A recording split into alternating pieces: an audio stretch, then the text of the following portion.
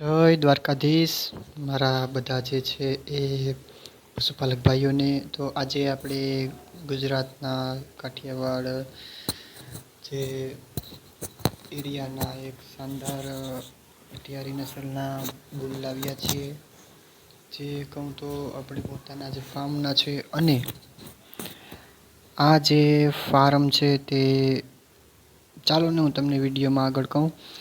આ જે કાંકરેજ નસલના બુલ છે તેનો વિડીયો છે, અને થોડુંક આપણું ફાર્મનું અપડેટ આવ્યું છે એ કહેવાનું છે. અને આપણે જે બુલેટ ગ્રાસ કહીએ છીએ તેનો ગ્રોથ આપણે દેખાડવો છે.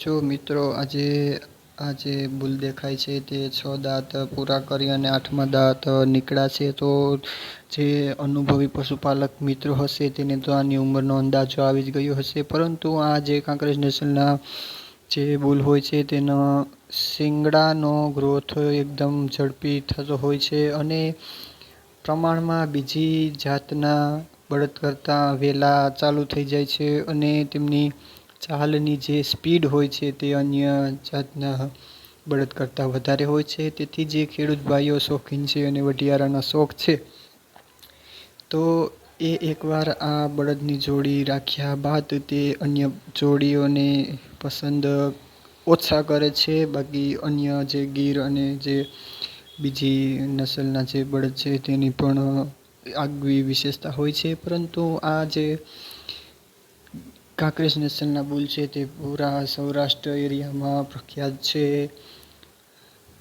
60થી 70% બળદ જે છે એ કાંકરેજ નસલના રાખે છે, પસંદ કરે છે. અને એનું અન્ય વિશેષતા એ છે કે એ સિઝન અનુસાર પોતાનો રંગ થોડોક ચેન્જ કરતા રહીએ છે, અને ઓછા મેન્ટેનન્સ ખર્ચે તે વધુ પ્રમાણનું આપણે કામ આપે છે.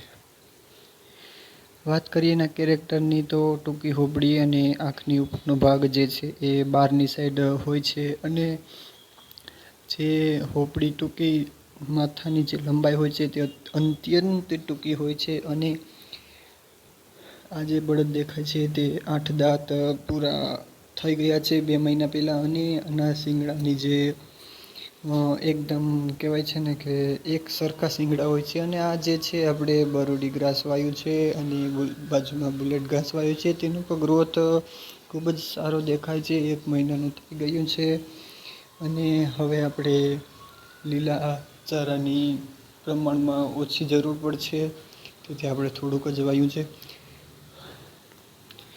અને આ જે છે આપણા બધા પશુઓને આપણે વાડીએ લઈ ગયા છે. હજી જાફરાબાદી પાડી છે, અને પાછળ જે છે એને તો વીડિયા અવારનવાર આવ્યા જ કરે છે. અને એક ખૂબ જ સારી ગીર વાછડી આપણે રાખી છે, અને સિંધણ ક્રોસમાં એક ભેંસ છે.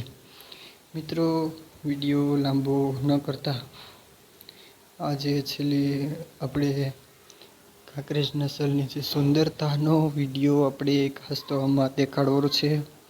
કેમેરો હટાવતા મન નથી થતું, પરંતુ આપણે વિડીયો લાંબો થતાં